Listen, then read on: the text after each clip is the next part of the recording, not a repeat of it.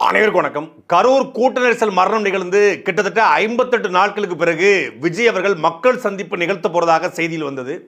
காஞ்சிபுரத்தில் ஜேபிஆர் கல்லூரியில் காஞ்சிபுரம் மாவட்ட மக்களை சந்தித்து விஜய் உரையாற்ற இருக்காரு. 11 மணிக்கு 12 மணிக்கெல்லாம் அவர் திரும்பிடுவார். மக்களுக்கு தொந்தரவு இல்லாமல் இந்த சந்திப்பு ஒரு உள் அரங்கு கூட்டத்தில் நடைபெற போகுது அப்படின்னு சொல்லி தாவேக அறிவிச்சிருந்தாங்க. அதன் அடிப்படையில் விஜய் அவர்களும் தம்பி சொந்தம் பந்தம் பணக்கார ஏழை எதையுமே பார்க்க கூடாதுடா, நாயத்தை மட்டும் தான் சொல்லணும். கரூர் கூட்ட நெரிசல் மரணத்துக்கு பிறகு தாவேக்கோட தலைவர் விஜய் அவர்கள் எந்த பொது வழிக்கும் பேசல. பொதுக்குழு கூட்டத்தில் பேசினாரு. அதுக்கு முன்னாடி எஸ்ஐஆருக்கு ஒரு வீடியோ வெளியிட்டாரு. அப்புறம் கரூர் கூட்ட நெரிசல் மரணத்துக்கு ஒரு வீடியோ விட்டாரு. மொத்தமாக கூட்டி கழிச்சு பார்த்தோன்னா ஒரு 20 நிமிஷம் தான் இந்த 2 மாசத்திலேயே அரசியல் பண்ணியிருக்காரு. அப்போ இது கட்சிக்காரங்க மத்தியில் ஒரு சோர்வை ஏற்படுத்தியிருக்கு. கட்சி தொண்டர்கள்லாம் ரொம்ப சோர்வாக இருக்காங்க. அதை தாண்டி விஜய் ரொம்ப சோர்வாக இருக்காரு. விஜயை கொஞ்சம் பூஸ்ட் பண்ணணும், கட்சிக்காரர்களையும் பூஸ்ட் பண்ணணும். அப்படி பூஸ்ட் ஏற்றுற மாதிரி தளபதியை வெளியே கொண்டு வந்து பேச வைக்கணும் அப்படின்னு சொல்லி சேலத்தில் போய் அனுமதி கேட்டிருக்காங்க. ஏற்கனவே 41 பேர் இறந்துருக்காங்க. திரும்பி அனுமதி கொடுத்து சேலத்துலையும் சாவு நிகழணுமா? அதெல்லாம் அனுமதிலாம் தர முடியாது. டிசம்பர் 6 பாபர் மஸ்ஜித் இடிப்பு தினம் வருது, அது கருப்பு நாள்னு கொண்டாடப்படுது. அதனால் அங்கே அனுமதிலாம் தர முடியாது அப்படின்னு சொல்லி காவல்துறை நெருக்கடியை கொடுத்துருது. காவல்துறை நெருக்கடி கொடுத்த உடனே வழியே இல்லாமல் எப்படியாவது தளபதியை பேச வச்சு ஆகணும். ஏன்னா 2 மாதத்தில் தேர்தல் வரப்போகுது, அப்புறம் பொங்கல் பரபரப்பாயிரும். இதில் தாண்டி டிசம்பர் 27 மலேசியாவில் போய் பேச போகிறாரு. கரூருக்கு அப்புறம் நேராக சினிமா ஆடியோ லாஞ்சில் போய் பேசினார்னா கேவலமாக திட்டுவாங்க. எப்படி அப்போ அதுக்கு இடையில ஏதாவது ஒன்று பண்ணுங்கன்னு சொல்லி நம்ம மரியாதைக்குரிய ஜான் ஆரோக்கியசாமியுடைய திட்டத்தின் அடிப்படையில் ஆதவர்ஜுனா வழிநடத்த ஜேபிஆர் உடைய மருமகன் வில்சன் தாவேக்கல் நினைஞ்சாப்புல. சரி, ஒரே ஆப்ஷனு காஞ்சிபுரத்தில் இருக்கக்கூடிய ஜேபிஆர் இன்ஸ்டியூட்டில் போயிட்டு ஒரு இடத்த தேர்ந்தெடுத்து உள்ளரங்கூடத்தில் மக்கள் சந்திப்பு அப்படின்னு சொல்லி ஒரு தலைப்பில் விஜயை பேசலாம் அப்படின்னு சொல்லி சொல்லுங்க அப்படின்னு சொல்லி திட்டமிட்டிருக்காங்க. காஞ்சிபுரம் மக்கள் சந்திப்பு பேர் தலைப்பு. ஆனால் காஞ்சிபுரத்துலேருந்து மக்கள் வந்திருந்தாங்களா? இல்லை. காஞ்சிபுரத்து மட்டும் இல்லாமல் காஞ்சிபுரம் மாவட்டத்தில் இருக்கக்கூடிய தாவேக்கா தொண்டர்களுக்கு முன்கூட்டியே டோக்கன் கொடுத்து அந்த டோக்கனில் கியூஆர் கோடை கொடுத்து வரவழைக்கப்பட்டிருக்காங்க. ஒரு ஊருக்கு 5 பேர். இப்போ தாவேக்கா தொண்டர் ஒரு குறிப்பிட்ட ஏரியா, காஞ்சிபுரம்ல ஒரு ஏரியாவில் இப்போ 100 பேர் இருக்காங்க அப்படின்னா 5 பேர் தான் அனுமதிப்பா. முதலில் வருபவருக்கே முன்னுரிமை என்ற அடிப்படையில் 5 பேராக தேர்ந்தெடுத்து ஒரு 2000 பேர் உட்கார மாதிரியான ஒரு அரங்கை தேர்ந்தெடுத்து அதில் மக்கள் சந்திப்பு அப்படிங்கிற பேரில் ஊடகத்தையும் ஊரையும் தமிழ்நாட்டையும் ஏமாற்றுவதற்காக நானும் அரசியல் பேசுகிறேன், என் புருஷனும் நாட்டாம அப்படிங்கிற மாதிரி நாங்கள் ஒரு கட்சி வச்சுருக்கோம், அதுக்கு ஒரு கொள்கை கோட்பாடெலாம் இருக்குங்க, எங்களை நம்புங்க அப்படிங்கிற நடத்தப்பட்ட கூட்டம் தான் இந்த காஞ்சிபுரம் மக்கள் சந்திப்பு. காஞ்சிபுரம் மக்கள் சந்திப்பில் விஜய் அவர்கள் பேசியதில் குறிப்பாக பாலாறு பிரச்சனை பேசினார், ஆற்றுமணல் கொள்ளை குறித்து பேசினார், அப்புறம் விவசாயிகள் சிக்கல் குறித்து பேசினார், அப்புறம் பரந்தூர் குறித்து பேசினார். காஞ்சிபுரம் மக்கள் சந்திப்புனா பரந்தூர் விமான நிலையத்தை எதிர்க்கக்கூடிய விஜய் அவர்கள் அந்த பரந்தூர் விமான நிலைய எதிர்ப்பு குழுவை அதற்காக போராடி கொண்டிருக்கிற யாரையாவது அழைச்சி உட்கார வச்சுக்காரன்னு பார்த்தா இல்லை. நெசவாளர்கள் காஞ்சிபுரத்தில் அதிகமான சிக்கலுக்கு உள்ளாக்கப்படுறாங்க. காஞ்சிபுரம் பட்டுனாலே ஃபேமஸ் தான், காஞ்சிபுரம் கைத்தறி நெசவாளர்னாலே ஃபேமஸ் தான் அப்படின்னு பேசுகிறாரு. ஆனால் காஞ்சிபுரம் நெசவாளர்களை உண்மையிலே உட்கார வச்சுருக்காங்கன்னு பார்த்தா இல்லை. பாலாற்றுக்காக தொடர்ச்சியாக போராடக்கூடியவங்களையோ அந்த பாலாற்றினால தங்களுடைய விவசாயத்தை இழந்த விவசாயிகளையே உட்கார வச்சுக்கணும்னு பார்த்தா இல்லை. வந்திருக்க அத்தனை பேரும் தாவேக்காவுடைய தொண்டர்கள். எனக்கு தெரிஞ்சு தாவேக்காவோட பேச்சாளர்கள், கொள்கை பரப்பு செயலாளர்கள், மாவட்ட பொறுப்பாளர்கள், இந்த விர்ச்சுவல் வாரியர்ஸ்லாம் பொது வழியில் போட்டு அடின்னு அடித்த உடனே கொள்கை என்ன அப்படின்னு குழம்பி போய் கொள்கை என்னன்னு தெரியாமல் தாவேக்காவோட பொறுப்பாளர் ஆதவர்ஜுனா கிட்டையும் புஷியானந்தையும் கதறிக்கணும். எப்பா வெளியே நீங்கள் கொள்கையை சொல்லலை, வெளியே கொள்கை இல்லைன்னு கொள்கை என்னன்னு போட்டு கொள்றாங்க, தயவு செய்து தளபதி வாயாலே நம்ம கொள்கை என்ன அப்படிங்கிறத சொல்ல வச்சிருங்க, அப்படின்னா தான் நாங்கள் பொது வழியில் நடமாட முடியும் அப்படின்னு சொன்னதன் அடிப்படையில் தான் தன் கொள்கை என்ன என்பதை முதல் முறையாக சொல்ல முயற்சி பண்ணியிருக்காப்புல. அதாவது ஒரு கொள்கை அப்படின்னா இதுதான் அப்படின்னு அவராக நினச்சிக்கிட்டு பிறப்புக்கும் எல்லா உயிருக்கும் அப்படிங்கிற உயர்ந்த கோட்பாடு நம்ம கையில் எடுத்துக்கிறோம். நம்மக்கிட்ட கொள்கை இல்லையா? கல்வியை பொதுப்பட்டியிலிருந்து மாநிலப்பட்டியில் கொண்டு வரணும்னு சொல்கிறோம், நம்மக்கிட்ட கொள்கை இல்லையா? சமூக நீதி, உண்மையான சமூக நீதி வரணும், அதனால் சாதிவாரி கணக்கெடுப்பு எடுக்கப்படணும் அப்படின்னு சொல்கிறோம், நம்மக்கிட்ட கொள்கை இல்லையான்னு சொல்லி இஷ்யூஸ் இருக்கு இல்லையா, பிரச்சனைகள், அதையெல்லாம் கொள்கைன்னு நினச்சிட்டு இருக்காரு. இதெல்லாம் பிரச்சனைகள், அந்த பிரச்சனைகளுக்கு தீர்வை சொல்லணும். இப்போ கல்வி பொதுப்பட்டியலில் இருக்குது, அதனால் என்ன பண்ணுறான், நீட் தேர்வை கொண்டு வரான். அது மாநில பட்டியலில் கொண்டு வரப்பட்டால் நமக்கான கல்வி முறையை, நமக்கான பாடத்திட்டத்தை, நமக்கான தேர்வை தமிழ்நாடு அரசை, ஒவ்வொரு மாநில அரசுகளே உருவாக்கி கொள்ளக்கூடிய வாய்ப்பு இருக்குது. அதனால் சொல்கிறோம், ஒரு பிரச்சனை, அந்த பிரச்சனைக்கான தீர்வு, இதையே கொள்கையாக அவர் நினச்சிட்டு இருக்காரு. சாதிவாரி கணக்கெடுப்பு எடுக்கப்படணும். ஏன் இங்க இடஒதுக்கீடு கொடுக்கப்படுகிறது, ஆனா இந்த இடஒதுக்கீடு ஒருத்தருக்கு குறைவாகவும் இன்னொருத்தருக்கு அதிகமா இருக்கு. ஒரு வீட்டில் 5 பேர் இருக்கானா 5 பேர் சாப்பாடு அனுப்பணும், அவனுக்கு 50 பேர் சாப்பாடு அனுப்பிடக்கூடாது. ஒரு வீட்டில் 50 பேர் இருக்கானா அவனுக்கு 50 பேர் சாப்பாடு அனுப்பணும், 5 பேர் சாப்பாடு அனுப்பிடக்கூடாது. அப்போ என்னன்னா மட்டும்தான் சரியா தேவருக்கு எவ்வளவு, நாடாருக்கு எவ்வளவு, கோணாருக்கு எவ்வளவு, வன்னியருக்கு எவ்வளவு, இஸ்லாமியருக்கு எவ்வளவு, கிறிஸ்தவருக்கு எவ்வளவு, மீனவருக்கு எவ்வளவு, தேவேந்தருக்கு எவ்வளவு அப்படின்னு தெரிய வரும். அந்த அடிப்படையில் எண்ணி கொடு, எடுத்து கொடுக்காத, அள்ளி கொடுக்காத, அளந்து கொடு அப்படின்னு சாதிவாரி கணக்கெடுப்ப தமிழ் தேசியவாதிகள், தமிழ் தேசிய கட்சிகள், நாம் தமிழ் கட்சி கேட்கறாங்க. ஆனா அந்த அடிப்படை புரிதல் இல்லாம நாம தான் சாதிவாரி கணக்கெடுப்பு கேட்கிறோமே, நம்ம கிட்ட கொள்கை இல்லைங்கிற கொள்கைங்கிற அது இல்லை. இப்ப நாம் தமிழ் கட்சி தமிழ் தேசியம் என்கிற ஒரு கொள்கையின் அடிப்படையில் கட்டப்பட்டிருக்கு. திமுக இருக்கோ இல்லையோ திராவிடம் அப்படிங்கிற கொள்கையின் அடிப்படையில் கட்டப்பட்டிருக்கு. அப்படி தமிழ்நாட்டில் அதிமுக ஒரு திராவிட கட்சி, அமமுக ஒரு திராவிட கட்சி, தேசியம் இந்திய தேசியம் அடிப்படையில் பாஜக, காங்கிரஸ் என்கிற இருவரும் கட்சிகள் கட்டப்பட்டிருக்கு. ஆனா இங்க தாவேகா இந்திய தேசியமா, தமிழ் தேசியமா, திராவிடமா, இல்ல கம்யூனிசமா, எந்த கொள்கை உங்களுடைய கொள்கை அப்படின்னா அது இல்ல. எனக்கு பிறப்புக்கும் எல்லா உயிருக்கும், பிறப்புக்கும் எல்லா உயிருக்கும்னு சொல்லக்கூடிய தாவேகா கவின் ஆணவ படுகொலைக்கு ஏன் பேசல? சமூக நீதி பேசுகிற, சாதி ஒழிப்பு பேசுகிற இந்த தாவேகா, மரியாதைக்குரிய விஜய் ஏன் கவின் ஆணவ படுகொலை இதுவரைக்கும் டில் டேட் ஒரு வார்த்தை கூட பேசல அப்படிங்கிற கேள்வி இருக்குல்ல. நமக்கு கொள்கை இல்லையா? பிறப்புக்கும் எல்லா உயிருக்கும்னு ஒரு அடிப்படை கோட்பாட்டை நம்ம கட்சியினுடைய ஒரு முக்கிய கோட்பாட்டை அறிவிச்ச நமக்கு கொள்கை இல்லையா? சாதிவாரி கணக்கெடுப்பு நடத்தணும்னு ரொம்ப ஸ்ட்ராங்கா சொன்ன நமக்கு கொள்கை இல்லையா? CAA அறிவிச்சதுக்கு அப்புறம் அப்ப நம்ம கட்சி ஆரம்பிக்கிறதுக்கு முன்னாடியே எதிர்த்த நமக்கு கொள்கை இல்லையா? கல்விய மாநில பட்டியல சேர்க்கணும்னு சொன்னதோட மட்டும் இல்லாம அதுக்கு ஒரு இடைக்கால தீர்வை சொன்ன நமக்கு கொள்கை இல்லையா? நமக்கு கொள்கை இல்லையா? நீயே இல்ல இல்லங்க அப்புறம் என்ன மூடி? நான் கூட தாவேக்காவோட தொண்டர்களுக்கு தான் கொள்கை என்னன்னு கேட்டா கொள்கைன்னா என்னன்னு கேட்பான் அப்படின்னு நினைச்சுக்கிட்டு இருந்தேன். ஆனா விஜயே கொள்கை என்னன்னு கேட்டா கொள்கைன்னா என்ன அப்படின்னு கேட்கக்கூடிய கேரக்டர் தான் போல இருக்கு. அதனால தான் கொள்கைன்னா என்னன்னு கேட்கறாங்க, இதெல்லாம் கொள்கை இல்லையா அப்படிங்கிறாப்புல. கொள்கைன்னா அது இல்ல, தமிழ் தேசியமா திராவிடமா இல்ல, தமிழ் தேசியத்தையும் திராவிடத்தையும் இந்த மண் இருக்கன்னாக பார்க்கறது. அது சரி, நீங்க எப்படி பாக்குறீங்க அப்படின்னு கேள்வி இருக்கு. அதுக்கு பதில் இல்லை. இப்படி பேசுவதனால தான் ஒட்டுமொத்தமான தமிழ்நாட்டுக்குரிய எல்லா அரசியல் கட்சியும், அவர் திமுக மட்டும் சொல்லுதுன்றாரு, மொத்த அரசியல் கட்சியுமே தாவேக்காவை தற்குறிங்குது.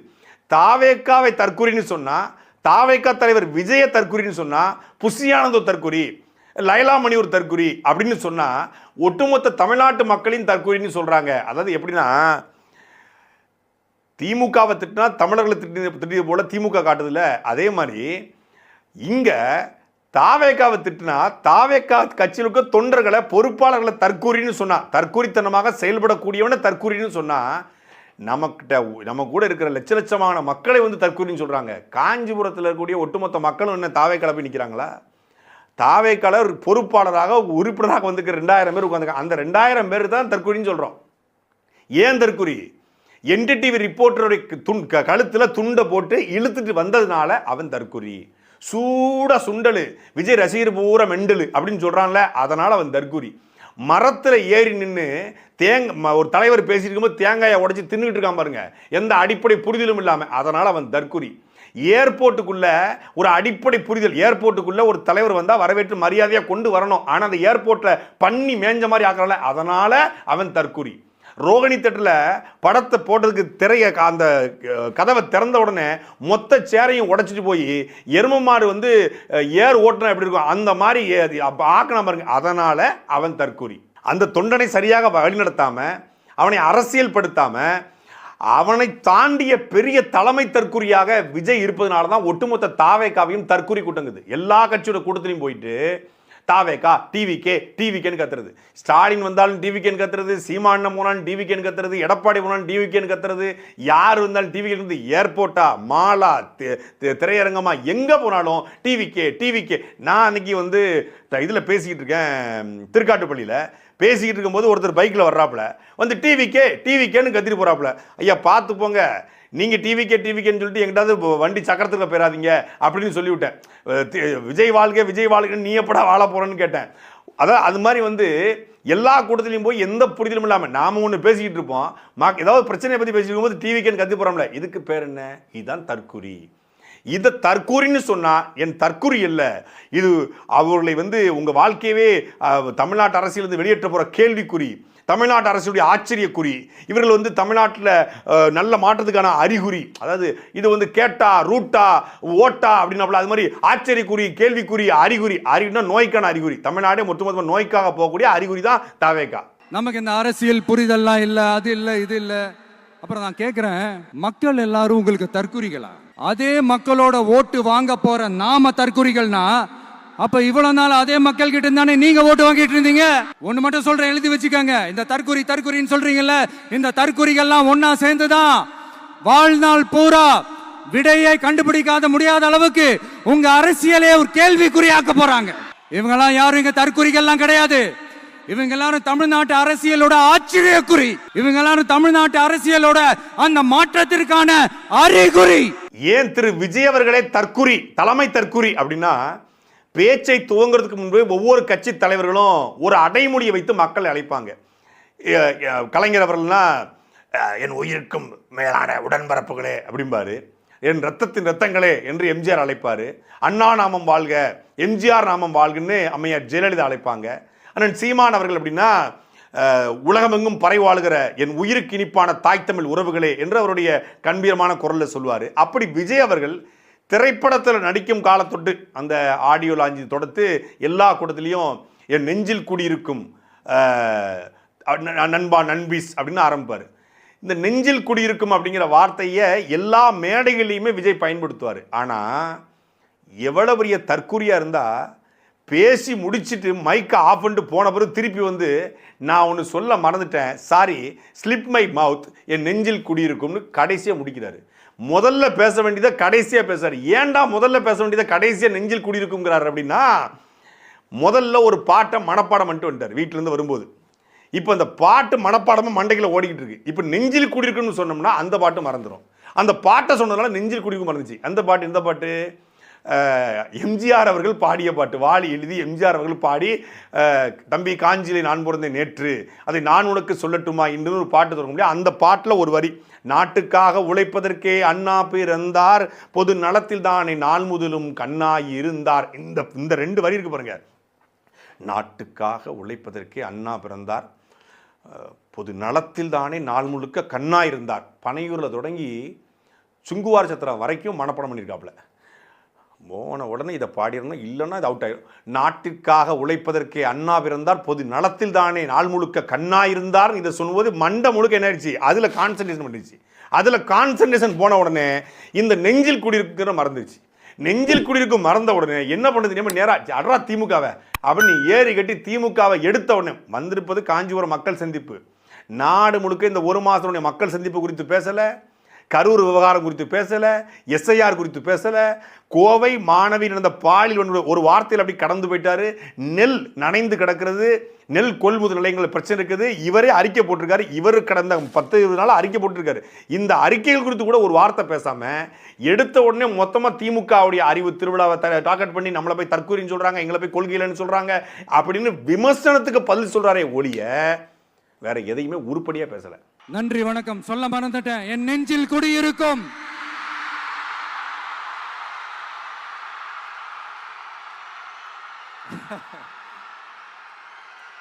Sorry, slip my mind. Thank you. மீண்டும் சந்திக்கும் வரை நன்றி, வணக்கம். இந்த மக்கள் சந்திப்புன்னு போன இடங்கள்லாம் நாம விமர்சனம் மட்டும் பண்ண மாட்டோம். நீ என்ன பண்ணுவேன்னு கேட்குறியா? நம்ம எதுக்காக வந்தோம்னா இதுக்காக தான் வந்தோம். நம்ம எதையுமே சும்மா வாயில் அடிச்சுட மாட்டோம். எது சாத்தியமோ அதைத்தான் சொல்லுவோம் அப்படின்னு சொல்லிட்டு இருந்தாரு. ஆனால் எதை செய்வோம் அப்படிங்கிறத நாம் தேர்தல் அறிக்கையில் கொடுப்போம் அப்படின்னாரு. இப்போ தேர்தல் அறிக்கையில் வரப்போகுது, அதுக்கு முன்னாடி கொஞ்சம் சிம்பிளாக நான் சொல்லிடுறேன் அப்படின்னு சொல்லி என்ன சொல்கிறாப்புலன்னு சொல்லி எதுவும் பெருசாக சொல்ல போகிறார் போல இருக்கு. தமிழ்நாட்டு அரசியலே புரட்டி போட போகிறாரு போல இருக்கு. அப்படின்னு பார்த்தா வீட்டுக்கு ஒரு பைக் இருக்கணும், வீட்டுக்கு ஒரு கார் இருக்கணும், ஒரு முதல்ல அதுக்கு ஒரு வீடு இருக்கணும், அப்புறம் பார்த்தீங்கன்னா வீட்டுக்கு ஒரு குறைந்தபட்சம் மினிமம் டிகிரி முடித்தவங்க இருக்கணும், அப்புறம் பார்த்தீங்கன்னா எல்லாருக்கும் மருத்துவமனையை நம்பி ஹாஸ்பிட்டலுக்கு வரணும், அரசு மருத்துவமனைக்கு, அப்புறம் பார்த்தீங்கன்னா பெண்கள் பாதுகாப்பாக போகணும். அதுக்கு என்ன பண்ணணும் புரியல எனக்கு. எல்லாருக்கும் பைக் இருக்கணும், எல்லாருக்கும் கார் இருக்கணும், எல்லாருக்கும் வீடு இருக்கணும், வருமானம் இருக்கணும், அப்புறம் பட்டப்படிப்பு இருக்கணும், பாதுகாப்பாக போகணும். அது எல்லாரும் தானே தெரியுமே. இதைத்தானே திமுக 1967 சொல்லிட்டு இருக்கு. ஏழைகள் ஒழிக்கப்படணும், ஏழ்மை ஒழிக்கப்படணும், வீட்டுக்கு ஒருவருக்கு கல்வி இருக்கணும், வீட்டுக்கு வீடு வறுமை ஒழிக்கப்படணும், பொருளாதாரம் உயரணும், தனிநபரோட வருமானத்தை பெருக்கி உயர்த்தி ஒவ்வொருவரையும் நாங்கள் கொண்டு வரோம் சொல்லிட்டு தான் இருக்காங்க. இதுக்கு நீங்க என்ன ராஜா திட்டம் வச்சிருக்கீங்க? இதை விட ரொம்ப முக்கியமா சொல்றாப்ல இண்டஸ்ட்ரியல் டெவலப்மெண்ட். அது ரொம்ப முக்கியம். எவ்வளவு பெரிய தற்குறி அப்படின்னு இப்ப தெரியுதா? ஏன் நாம் தமிழர் கட்சியை கொண்டு போய் தாவேகா கூட சீமானவர்களை கொண்டு போய் விஜய் கூட ஒப்பிட முடியாதுன்னா, அவருக்கு ஒரு கனவு இருக்கு, ஒரு விசன் இருக்கு, ஒரு இலக்கு இருக்கு, ஒரு லட்சியம் இருக்கு. நிலமும் வளமும் சார்ந்த தொழிற்சாலை உருவாக்கி என் மண்ணையும் என் காற்றையும் என் நிலத்தையும் பாதுகாக்கும் வகையில் பாதிப்பை உருவாக்காத தொழிற்சாலை உருவாக்குவேன் சீமானவர்கள். Industrial development. What industrial mister Vijay அவர்களே? என்ன இண்டஸ்ட்ரி? ஸ்டெர்லைட்டா, ஃபாக்ஸ்கானா, ஹூண்டாயா, பென்ஸா? என்ன இண்டஸ்ட்ரி? என்ன செல்போன் இண்டஸ்ட்ரி கொண்டு போறீங்களா? என்ன கொண்டு வர போறீங்க? நீ இண்டஸ்ட்ரி டெவலப்மெண்ட்னா நீ தனியார் முதலாளிகளை ஊக்குவிக்கக்கூடிய நீ இந்த மக்களுக்கான மண்ணுக்கான எப்படி இருப்ப அப்படிங்கிற ஒரு கேள்வி இருக்குல்ல.